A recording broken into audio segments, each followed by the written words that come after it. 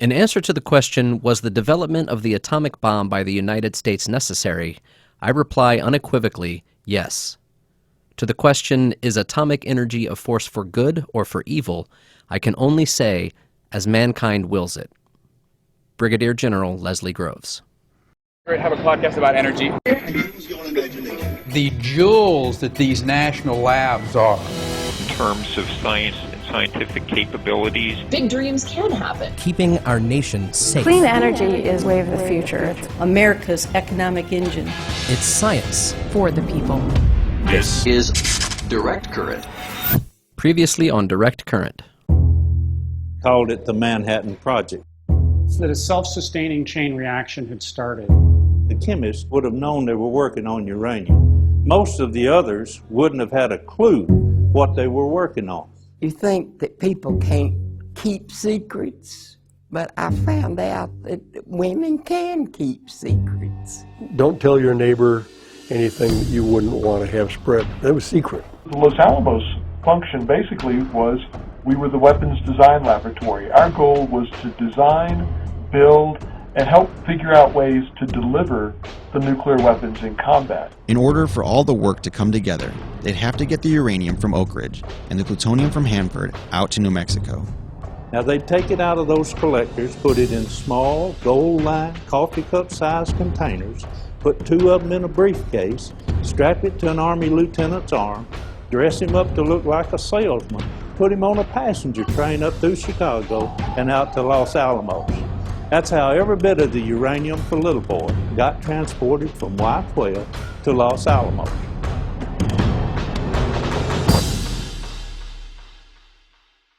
February 2nd, 1945. Los Alamos finally receives its first batch of plutonium, but none of it came easy. Los Alamos historians Alan Carr and Alan McGee help us tell this part of the story. Groves is extremely concerned. We wouldn't want to lose any of this material, and so they were routed all over the place. These were supposed to be secret facilities, right? So you didn't want material being, sent directly from Washington State to New Mexico, because at that time people would have asked, what's going on? What's all this activity? Why are these two sites, communicating and shipping things back and forth? The same thing happened with just general material. We used the University of New Mexico in Albuquerque as sort of a mail stop or a drop box for a lot of the scientific equipment that had to go up to Los Alamos. And so it was part of UNM's role in World War II was to sort of funnel equipment to us so that it would look like it was going to a university setting and not up to Los Alamos. And none of the facilities mentioned were as secret as Los Alamos Laboratory, also known as Project Y. Project Y was the last phase of the Manhattan Project. Their mission? To design and build the first atomic bombs. When the plutonium arrived, scientists quickly got to work to make the plutonium usable for the bomb. April 12th, 1945. After a long battle in declining physical health, President Franklin D. Roosevelt died at the age of 63. Vice President Harry S. Truman took the oath of office as president and is quickly briefed on the classified project known as Manhattan. May 7th, 1945. Throughout the world, throngs of people hailed the end of the war in Europe. It is 5 years and more since Hitler marched into Poland. Years full of suffering and death and sacrifice. Now the war against Germany is won. But the war against Japan continued in the Pacific. Summer 1945. At Project Y, scientists and staff were preparing to conduct the Trinity test, which was to ensure that all the testing, breakthrough, and labor to create a bomb would actually work. The exact origins of the code name Trinity are unknown, but in 1962, General Leslie Groves wrote to Oppenheimer about the origin of the name, asking if he had chosen it because it was a name common to rivers and peaks in the West and would not attract attention. Oppenheimer replied, I did suggest it, but not on that ground. Why I chose the name is not clear, but I know what thoughts were in my mind. There's a poem of John Donne, written just before his death, which I know and love. What shall my West hurt me? As West and East and all flat maps and I am one are one, so death doth touch the resurrection. Friday, July 13th, 1945. The pitch-black curtain of night draped over the New Mexico sky. A small caravan of scientists saw the stars reflected in the glass of their synchronized watches that all struck 1 past midnight. They were basically saying that they weren't superstitious. It's going to be sent down there on Friday the 13th. The code name for the plutonium core and the non-nuclear components were called the Gadget. A specially designed Army sedan began the journey from Los Alamos across winding mountain roads that were all dim and quiet. Through the stillness of night, down into the Rio Grande Valley, they traveled 7,000 feet in elevation, through Santa Fe, past Albuquerque, until finally arriving in Alamogordo to the Trinity site. A couple 100 miles or so. Yeah, it's probably about that. You know, it would today, take them pretty much all day back then. Right. It would have been a long, long trip. The Trinity site was set up with a 100-foot steel tower at ground zero. There were 3 observation bunkers located 10,000 yards north, west, and south of the tower. And the reason they put the device at the top of the tower was actually for photography. Now, back then, they didn't do a whole lot of photography just for sightseeing and historical purposes. They needed good photographs of the fireball so that they could measure it and get a pretty good calculation of the yield of the bomb. And so if you set the bomb off on the ground, you just immediately have a bunch of dust. If you set it off on top of the tower, in the milliseconds, in the early milliseconds when the bomb's going off, you can get some great photos of the fireball expanding. Saturday, July 14th, 1945. On Saturday, the Gadget was assembled, putting the plutonium into the high explosives. They left off the detonators at that time. Then it was raised to the top of the tower. But when they first attempted to do that, it didn't work. A moment of crisis. You can imagine what it must have felt like for just a couple seconds there as they tried to put the plutonium in, it didn't go in. The issue was that the plutonium, it had warmed up. It had been in the hot sun. The high explosives was in the tent underneath the tower. And so realizing that the plutonium had slightly expanded, they let it cool off, made another attempt, and they were able to put the bomb together. So that was the first thing that they overcame. Monday, July 16th, 1945. Hours before dawn, General Groves, the orchestrator, Ernest Lawrence, inventor of the cyclotron, J. Robert Oppenheimer, director of Los Alamos, and a few select others arrived at the Trinity test area. Everyone on hand was restricted to those bunkers. The sounds of nervous chatter were drowned out by the countdown over the PA system. 2, 1. At precisely 5:30 that morning, the atomic age began.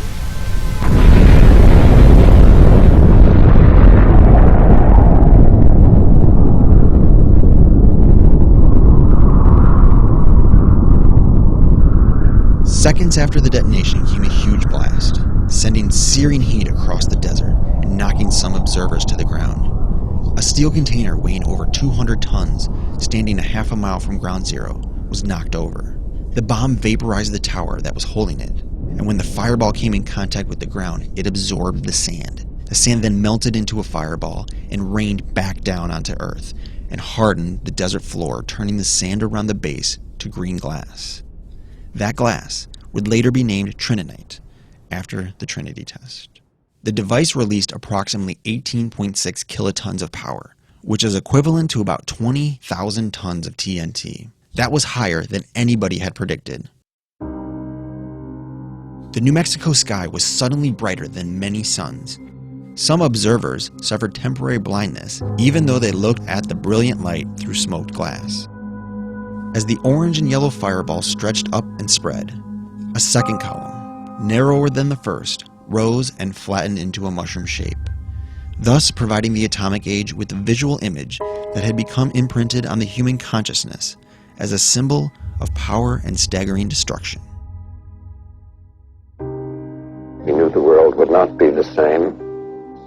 Few people laughed, few people cried, most people were silent. I remembered the line from the Hindu scripture, the Bhagavad Gita. Vishnu is trying to persuade the prince that he should do his duty, and to impress him takes on his multi-armed form and says, "Now I am become death, the destroyer of worlds. I suppose we all thought that, one way or another. Those chilling and infamous words belong to J. Robert Oppenheimer. The quote has become synonymous with nuclear weapons. It was spoken years later during a documentary about making the atomic bomb. Now, with a new card in his hand, President Truman confidently traveled to Berlin. July 17th, 1945. President Truman, British Prime Minister Winston Churchill, and Soviet Premier Joseph Stalin convened in Berlin at the Potsdam Conference. The conference was the last of the World War II meetings held by the big three heads of state and started the day after the Trinity test. That's one of the reasons why they wanted to conduct the Trinity test on July 16th or earlier, was so that the president knew going into the meeting that he would have a bomb in his back pocket. August 6th, 1945. The 9,700-pound uranium bomb, nicknamed Little Boy, is loaded onto the B-29 airplane called Enola Gay. Navy Captain and Los Alamos weaponeer Williams Deke Parsons keeps a progress log of the mission during flight. 0245, takeoff. From Tinian Island, Enola Gay heads north by northwest towards the Japanese islands, over 1,500 miles away. 0300, started final loading of gun. 0315, finished loading. 3 hours later. 0605, headed for Empire from Iwo. 0730, red plugs in. The red plugs armed the bomb, so it would detonate if released. 0741, started climb. 0838, leveled off at 32,700 feet. The primary target, Hiroshima, a city with a population of 300,000. 0909, target Hiroshima in sight. 0915 and a half, dropped bomb. 43 seconds later, a huge explosion lights the morning sky as Little Boy is detonated 1,900 feet above the city, directly over a parade field where the Japanese Second Army is doing calisthenics. The pilot, Captain Tibbets, immediately dives away to avoid the anticipated shockwaves of the blast. 0916, flashed followed by 2 slaps on plane. Huge cloud. 10, still in sight of cloud, which must be over 40,000 feet high. Captain Tibbets thinks he's taking gunfire. 10:03, fighter reported. A second shockwave hits the plane. The crew looks back at Hiroshima. 10:41, lost sight of cloud 363 miles from Hiroshima, with aircraft being 26,000 feet high. The tremendous power of a single atomic bomb instantly destroyed 60% of the city of Hiroshima. Within hours of the attack, radio stations began playing a prepared statement from President Harry Truman. A short time ago, an American airplane dropped one bomb on Hiroshima and destroyed its usefulness to the enemy.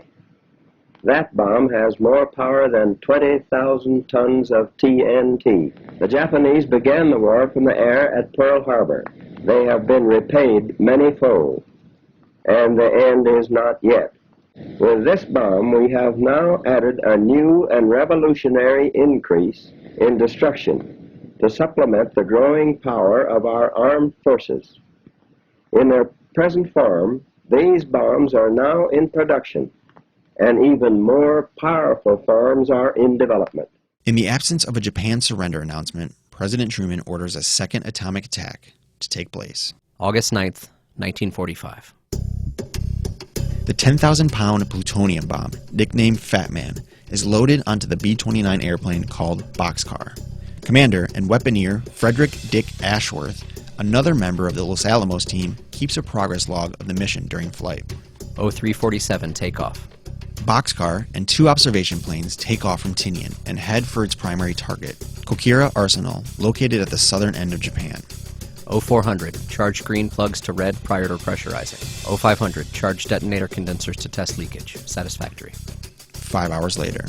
0915, arrived rendezvous point at Takashima and circled, awaiting accompanying aircraft. 0920, 1 B-29 sighted and joined in formation. 1044, arrived initial point and started bombing run on target. Target was obscured by heavy ground haze and smoke. 2 additional runs were made, hoping that the target might be picked up after closer observation. However, at no time was the aiming point seen. It was then decided to proceed to Nagasaki after approximately 45 minutes had been spent in the target area. Pilot Charles Sweeney finds the weather conditions to be unacceptable and unwelcome above Kokura.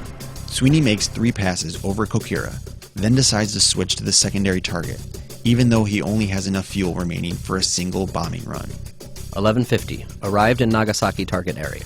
Clouds greet Boxcar as it approaches Nagasaki, home to the Mitsubishi plant that had manufactured the torpedoes used at Pearl Harbor. Approach to target was entirely by radar. At the last minute, a brief break in the cloud cover makes it possible for a visual target at 29,000 feet. At 11:50, the bomb was dropped after a 20-second visual bombing run. The bomb functioned normally in all respects. Fat Man explodes 1,650 feet above the city, with a force of 21,000 tons of TNT. 12:05, departed for Okinawa after having circled smoke column. Lack of available gasoline caused by an inoperative bomb bay tank booster pump forced decision to land at Okinawa before returning to Tinian. 13:51, landed at Yontan Field, Okinawa. All the factories and the buildings on the Urakami River were destroyed. In total, about 45% of the city was no longer. August 10th, 1945. The very next day, Japan accepted the surrender terms. August 14th, 1945. The war that began for the United States with the surprise attack at Pearl Harbor on December 7th, 1941, was now over. Japan surrendered officially, ending World War II. I have received this afternoon a message from the Japanese government in reply to the message forwarded to that government by the Secretary of State on August 11th. I deem this reply a full acceptance of the Potsdam Declaration, which specifies the unconditional surrender of Japan. But trying this new weapon came at a great cost. Little Boy killed 70,000 people in Hiroshima, including about 20 American airmen being held as prisoners of war, and it injured another 70,000. By the end of 1945, the Hiroshima death toll rose to 140,000 as radiation sickness death tolls mounted. 5 years later, the total reached 200,000. Fat Man killed 40,000 people in Nagasaki, Japan, and injured 60,000 more. The total eventually reached 140,000, with a rate similar to that of Hiroshima. After the war, Americans were astounded to learn of the existence of a far-reaching, government-run, top-secret operation with a physical plant, payroll, and labor force comparable in size to the American automobile industry. In total, about 130,000 people were employed by the project at its peak, among them many of the nation's leading scientists and engineers. That total was almost the equivalent amount of people that were killed in Nagasaki.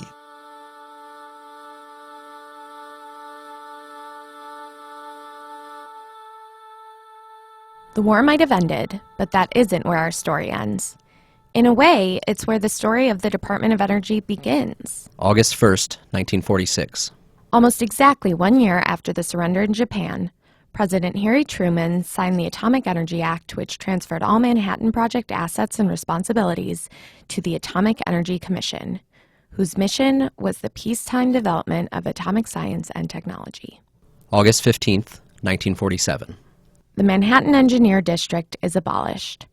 What is clear as the Atomic Energy Commission takes over is that the success of the Manhattan Project helps cement the bond between basic scientific research and national security. Science had gone to war and contributed mightily to the outcome. The challenge confronting American policymakers in the post-war years was to enlist the forces of science in the battle to defend the peace. Even though the Manhattan Project was over, the places we talked about in Part 1, Hanford, Oak Ridge, Los Alamos, and various other sites around the country, continued to produce nuclear materials throughout the Cold War. This included work on the development of the world's first thermonuclear device, or hydrogen bomb.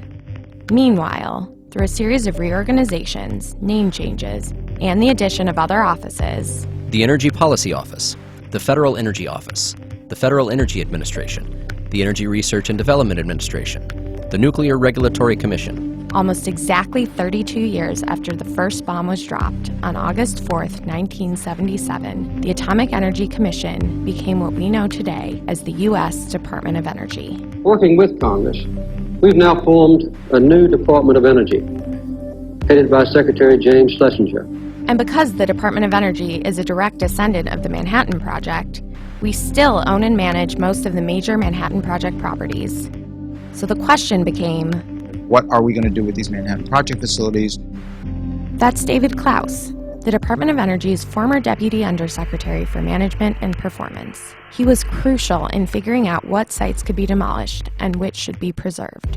We'll get back to him in a minute, but we have to point out that we've jumped ahead about 50 years here. During the last half-century, nuclear waste at these facilities was not always disposed of in a manner that would meet today's environmental protection standards. In some cases, we're still dealing with the cleanup of these legacy nuclear sites. We even have an entire office dedicated to that cleanup, the Office of Environmental Management. It's also important to point out that scientific breakthroughs that led to the bomb also led to many other scientific breakthroughs that weren't weapons. Gary Peterson at Hanford breaks it down. Radioactive medicine, health physics, many sciences that didn't exist in the 1940s came out of Hanford, Oak Ridge, and Los Alamos. Huge, huge developments. There were 9 production reactors built. And the last one in the downstream flow of the Columbia River was called F reactor, and that's where they put biology, aquatic biology. They wanted to study the effects of radiation on, fish, wildlife, goats, all kinds of things. Out of that grew an understanding of measuring radioactivity, measuring how much goes to bones, how much goes to skin, how you ingest it, and where it becomes harmful or helpful. And so many of the treatments for cancer today wouldn't exist if you didn't have that technology development. And part of it started right here at Hanford. Now back to David Klaus and the creation of a National Historical Park. When I came to the department in 1998, we were at the point where all the Manhattan Project facilities were 50 years old or older. And one of the requirements of National Historic Preservation Law is that you must do a historic assessment when you take down any federal facility that's 50 years old or older. As a former history major, he was excited to join the committee and help designate the most historically significant sites. We came up with a plan which was to identify 7 of the major sites that essentially together reflected all of what happened in the Manhattan Project and basically identify them as, quote, signature sites of the Manhattan Project. Those sites are on the 3 locations that have been at the crux of our story: Oak Ridge, Hanford, and Los Alamos. The sites were validated by the Advisory Council on Historic Preservation, a government entity that, believe it or not, whose job it is to advise federal departments and agencies on how to do historic preservation. And with that, we were then able to, frankly, take down literally thousands of old facilities that were contaminated, that we couldn't afford to preserve. These old facilities were carefully cleaned up and then torn down. Ben Williams, who works at the Department of Energy's Oak Ridge office, explains that process. So we take down the building first, and then that allows us to rip up the slab, and then if there are any issues with the soil beneath it, we can address that. Anybody that would dig deeper than 10 feet in their development will have to get a special permit through us. So that's kind of the sequence that we go in. The end goal at Oak Ridge is to transfer the land for private industrial use. But for some, it wasn't enough to just preserve these sites.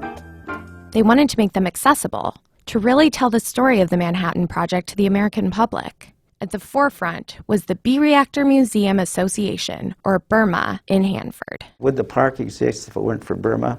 My frank answer is no, I don't think it would.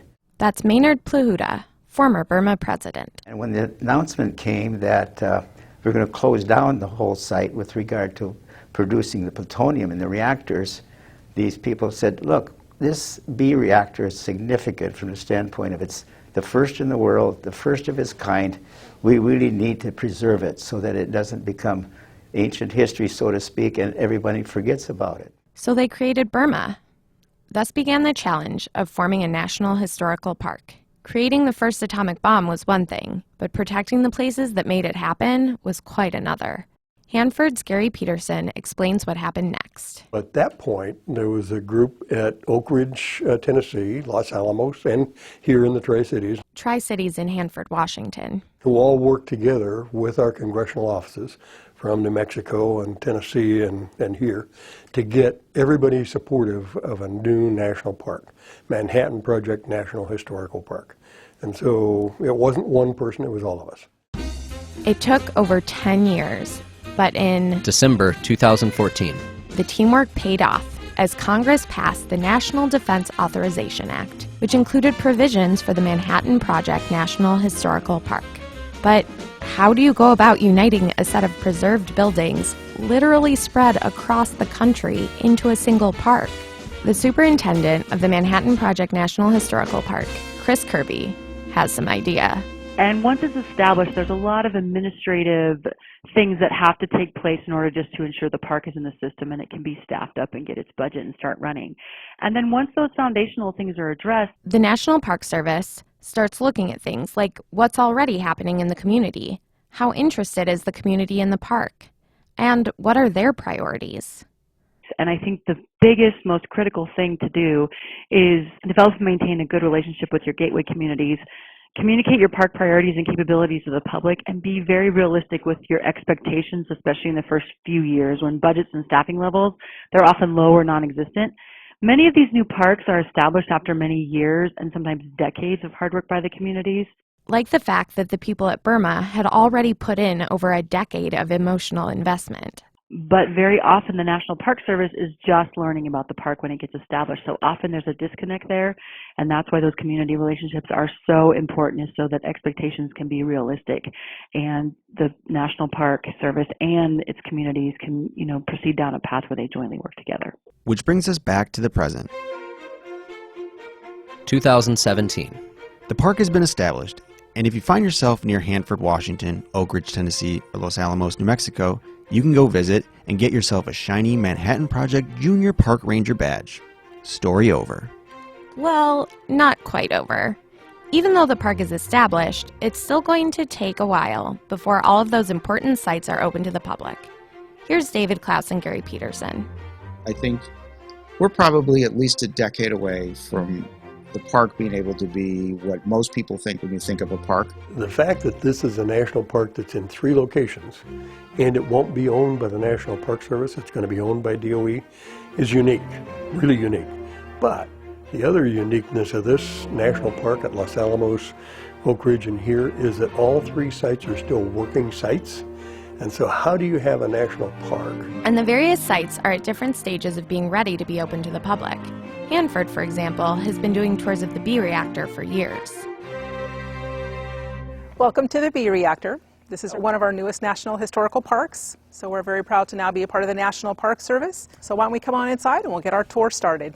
And now as we come around this corner, you will indeed see the B reactor itself. Well, welcome to the control room. I like to think of the reactor itself as being the heart of the matter out here, but here's the mind.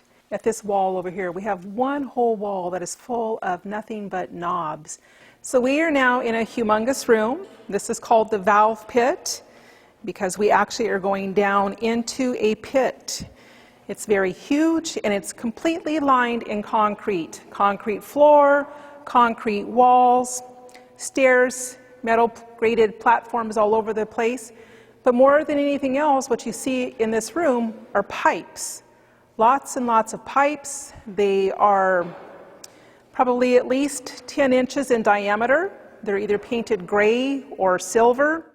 And at Oak Ridge, you can visit the X-10 graphite reactor. Most of the facilities around this central campus area have now been either taken down or they're in the queue to get taken down as part of the environmental management program. The one exception, of course, is the graphite reactor, which is being preserved as a National Historic Site. So what you see here is the face of the reactor, and those circular holes are actually the channels that the fuel get loaded into. There's some mannequins there kind of simulating the fuel loading. Most of this is pretty much as it was. The facility, as I said, it ran for 20 years. It was actually shut down on the 20th anniversary of first criticality in 1963. Well, if you look at Oak Ridge National Lab today and the areas of research that we're in, you can actually see the fingerprints of what we did during the war. But the buildings at Los Alamos are further away from being accessible for safety and security reasons. Unfortunately, for a park visitor at Los Alamos today, most of the park is located within areas of the lab that are not publicly accessible. So when we say behind the fence, that means it's code, well, not code, but it's just a term for those are the areas that are not open to the public. Literally behind. And they literally are behind a fence, and different types of fences, but there are fences all over the place. And there are checkpoints that you'd have to go through. I think most people could visualize a military base where you have gates and checkpoints. So that would be that's the kind of feel here at Los Alamos. You have to have a badge, just like in World War II. You had to have a badge to access different areas. You have to have need to know to access different areas. But there are opportunities for the public to see things that are related to the history of the Manhattan Project in downtown Los Alamos. The National Park Service and the Department of Energy are working together to safely expand access to the facilities included in the park. We're also working with partners in the local communities and from around the world to tell the complete story of the Manhattan Project and its legacy. So it'll take some time before you can get the full experience of visiting the various locations of the park. But the Manhattan Project National Historical Park is already having a big impact. I met a woman this morning, about 9 o'clock this morning. She came into the museum, and she stopped, and she stared at me, and her jaw dropped. And she moved here in 1947 with her dad. Her dad worked over at Y-12, and she said, "When did this become a national park?" And she was ecstatic. That was Robbie Mayer, a National Park Service ranger at the Oak Ridge location. Guests who toured the B reactor in Hanford have had similar reactions. I think it's a great idea. I think lots of this knowledge is being lost. Our kids in school need to learn about this. This is a good place to keep everything so that you can still see it. And people from around the world have been visiting the parks. Coming here now, I could compare the situation in Fukushima and also the B reactor here. I'm really interested in the cleanup project about the Hanford site because we have the same situation in Fukushima. So I think we can apply the techniques and know-how into the Fukushima situations. Demonstration of what our intellectual background is, our intellectual resources are in the United States and our skilled resources, not just natural resources. It's not a mountain, it's something that brains and muscle did. When you sit in the classrooms, sometimes you don't really understand what you can do with your education. And this, I think, is a true indication of what it takes to get something done and, what you can do, what education can do for you. Which is the whole point of a National Historical Park. And this episode, to help people learn about this world-changing moment in history. It's an amazing scientific accomplishment that they were able to design and develop and move the science as quickly as they did. The number of unbelievably talented, skilled, capable scientists who got together to do one project at one time, fully funded, is not something that happens all that often. The Manhattan Project's one, going to the moon is another. In fact, the Manhattan Project was as much a triumph of engineering as of science. Without the initial spark from Albert Einstein, the innovative work of the talented Leslie Groves, as well as that of DuPont and others, the revolutionary breakthroughs in nuclear science achieved by Enrico Fermi, Niels Bohr, Ernest Lawrence, and their colleagues, and the ingenuity of J. Robert Oppenheimer, it could not have produced the atomic bomb that ended World War II. Despite numerous obstacles, the United States was able to combine the forces of science, government, military, and industry into an organization that took nuclear physics from the laboratory and into the battlefield. The weapon of terrible, destructive capabilities made clear the important nexus of basic scientific research and national defense. Scientific progress like that doesn't come around every day, and neither do new national historical parks. This is a unique chance for the Department of Energy to work with the National Park Service and create an educational experience out of our roots. We can now bring people along on a walk in the shadows of scientific history.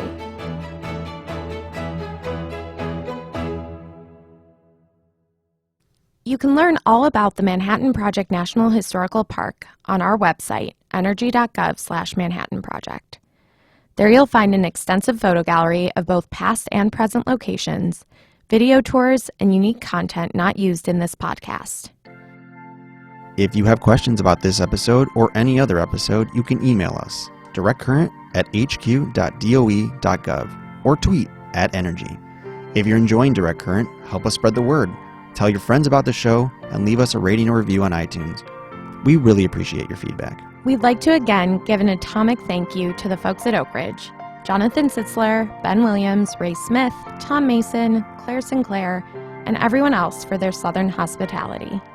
At Hanford, thank you to Colleen French, Gary Peterson, Ann Vargas, Rick Bond, Whit Vogel, and Marcus Goetsch. Representing Los Alamos, thank you to the dynamic duo of Alan Carr and Ellen McGee. Special thanks to Chris Kirby from the National Park Service. And thank you to Ernie Ambrose for narrating our story. Thank you to Taylor Gray at Transition Music, Tracy Atkins and Tanya Taylor-Smith from the Office of Legacy Management, Terry Fainer, Skip Gosselin, and Eric Boyle in the Energy Department's Office of History and Heritage Resources. And finally, thanks to Vernon Herron, Bianca Katenis, Kayla Hensley, Bob House, and the Energy Public Affairs team, both past and present. Direct Current is produced by Matt Dozier, Simon Edelman, and me, Allison Lantero. Art and design by Court Creer, with support from Paul Lester, Daniel Wood, and Antigua H. We are a production of the U.S. Department of Energy and published from our nation's capital in Washington, D.C. Thanks for listening.